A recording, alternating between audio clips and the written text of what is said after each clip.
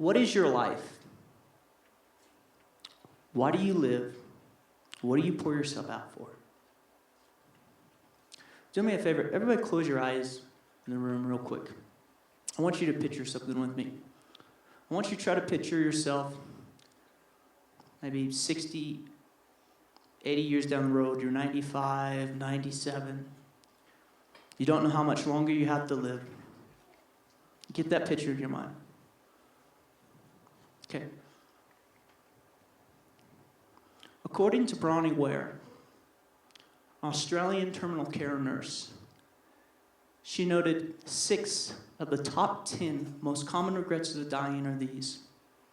Number 1, I wish I wouldn't have spent so much time working so I could have spent more time with family. Number 2, I wish I would have stayed in touch with friends. Number 3, I wish I would have said, I love you so much more. 4, I wish I would have spoken my mind instead of holding it back and resenting people. I wish I would have been the bigger person and resolved my issues. Number 6, I wish I would have had children. C.S. Lewis argues that friendship is unnecessary. Like philosophy, like art, it has no survival value. Rather, it's one of those things that give value to survival. Hello, my name is Daniel McLean, and I'm here to speak to you tonight about the value of investing in interpersonal relationships. I want to plead with you and compel you to do so, because we need you to, and I need you to.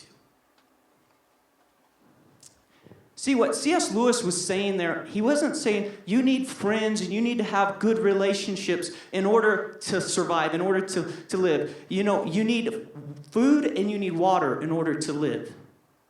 But what he was saying is, there's no point to food and water if you don't have a relationship with anybody. It's a reason to survive. Maybe you say, okay, Daniel, how do you know what I'm going to be regretting on my deathbed? How do you know I'm going to be regretting not engaging in interpersonal relationships? I'm fine. I'm good. All I need is a good fishing pole, a fridge full of beer, and I'm good. Or maybe you're like, man, all I need is a relationship with Jesus. No other relationship's important. Me and Jesus are good, then I'm good. I don't need anything else. Allow me to prove my point further. First of all, God and Adam are in the garden. They're in perfection. They have perfect relationship.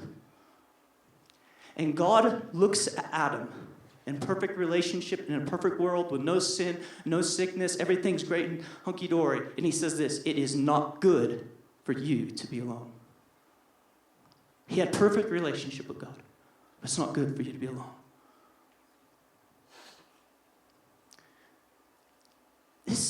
When they asked Jesus, they said, hey, Jesus, why don't you tell us what the most important commandment in the world is?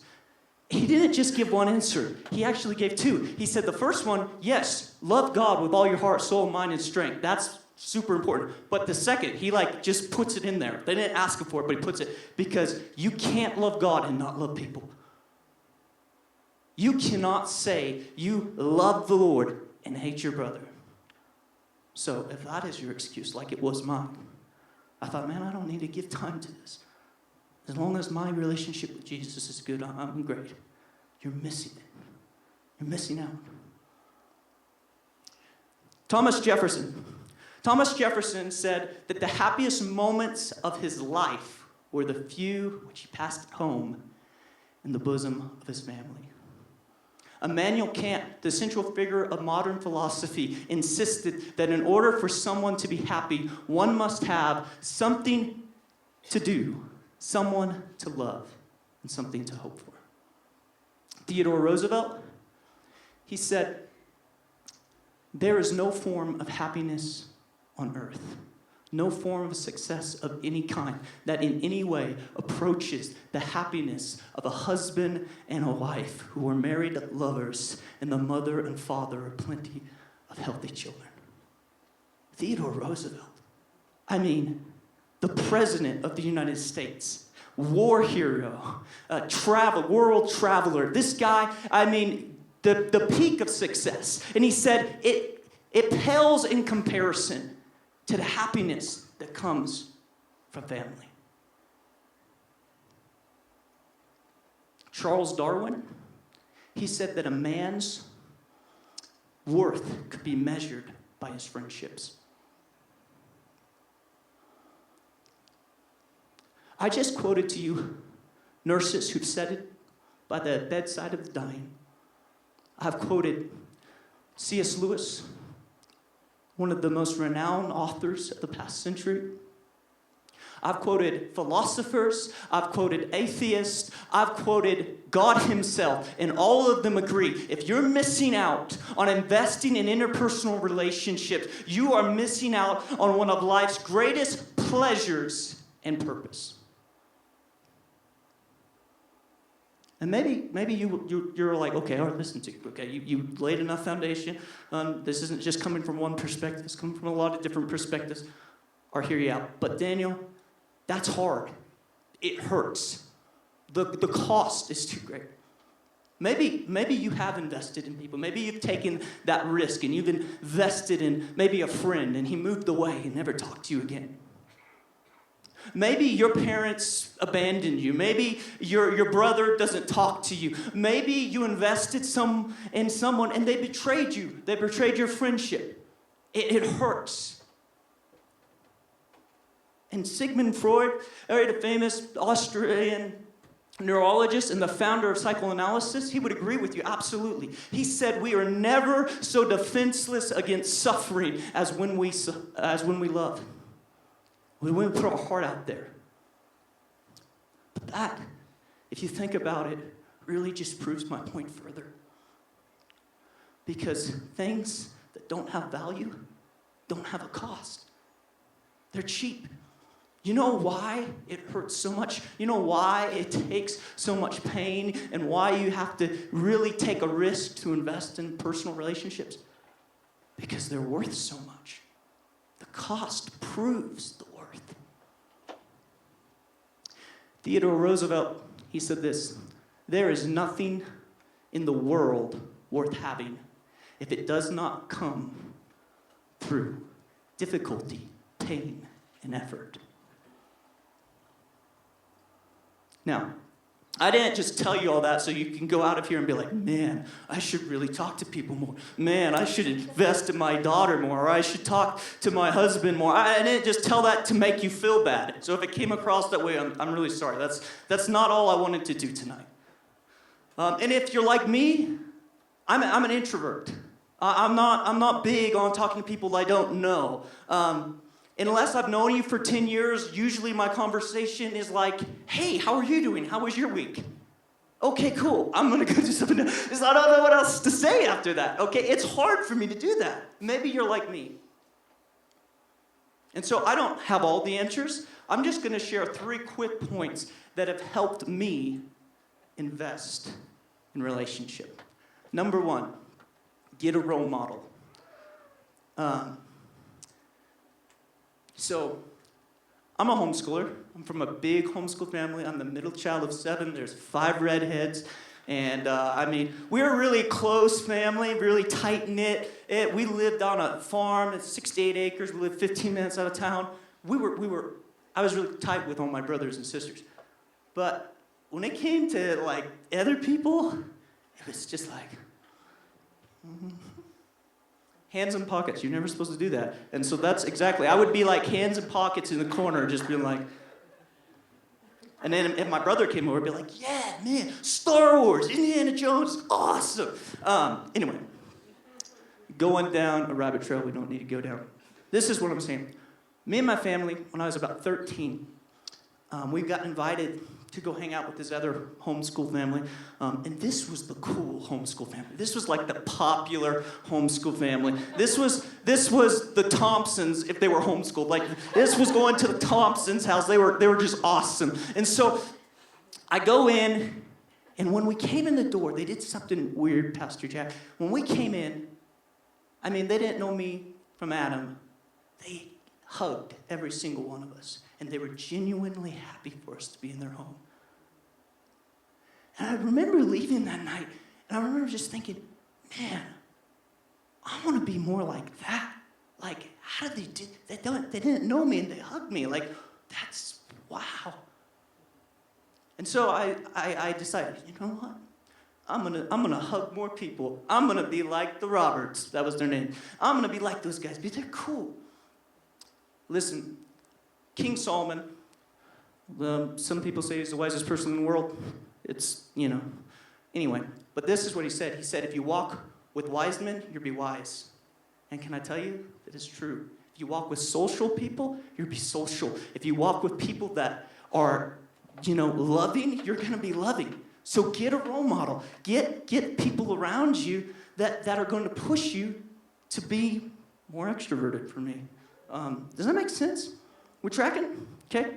Another fun story to just kind of back that point. I went to ministry school at 18, and we were like the group of interns, and we would go to these things and be like hundreds of people. And I was like expected to like engage with everybody, because I was like an adult and apparently mature and able to do that. And I was just like, hands in pockets, like, what? But I was like, you know what? I'm going to be like the Roberts, and I'm going to be like my crazy older brother, because my older brother, exact opposite of me. He's like this extroverted crazy. He talked to anybody. And so I had this thing. I said, I'm going to flip on my Be Like Ben switch. And that was the name of my brother. I'm going to be like Ben. And just went out there. I'm like, hey, man, my name's Daniel. I got red hair. It's really cool. Your hair's really cool, too. And I mean, just like, whatever it took. I was just like, I'm just going to be crazy and not care. But get people in your life. Get people in your life that are good at investing in others. And hang out with them. Make time. Second point is develop a plan. Develop a plan to invest in people. So I'm like, okay, I'm going to be like the Roberts. I'm going to flip my Be Like Ben switch on. But when do I do it? Like, I had this great idea, but I never knew how to like put it into play. And so the guy taught me how to do this. He said, Daniel, if you're learning to be a good listener, then your conversations will be a lot easier, because when you're actually listening to what someone has to say, they just want to talk more. And this mentor of mine, he told me, he said, when you go home for the summer, I want you to do this. I want you to think about the people that you admire, think about the people that have influenced you, and I want you to go up to them and ask them out to coffee, and I want you to take a notepad and a pen, and I want you to sit and try to learn everything you can from them. And he goes, and I guarantee they're going to speak to you, because how often does someone come up to you and be like, hey, would you just teach me everything there is about life right now? And I'm just taking notes. I'm just a sponge. I just want to hear everything you have to say. I did that. I took my parents out. First time I'd ever done that. 18, I took my parents out to dinner, and I said, hey, Mom, Dad, I want to take you guys out tonight. And they were like, okay.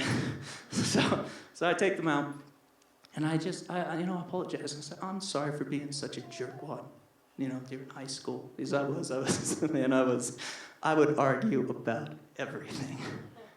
And I just apologized to him, and then I asked him, I said, help me out with life. How did you make this decision? How did you make this decision in life? And that for me, and I did that with several other people, but that for me really helped me to bridge that gap and to be able to invest in personal relationships. So it may not work for you. I'm just telling you what worked for me. So get a role model, develop a plan. Then my last point is keep paying the cost. keep paying the cost.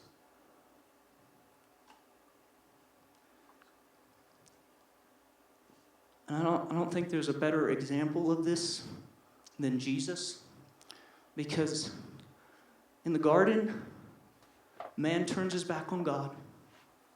And what does God do?